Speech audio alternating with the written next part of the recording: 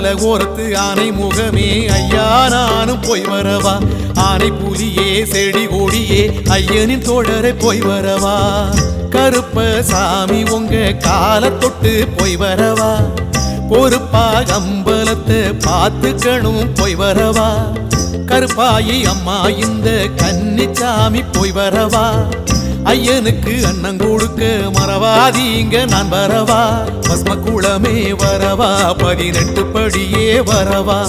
கற்பூர காழிய வரவா சாமி கால்பட்ட இடமே வரவா மாளிகை பூரத்து மாதவ பெண்ணே மாதா நானும் போய் வரவா வருஷம் முழுக்க தரிசனம் தான் கொடுத்து வச்சவ நீ அல்லவா நாகவடி வானதவ சித்தர்களே போய் வரவா நவகோள் நாயகரே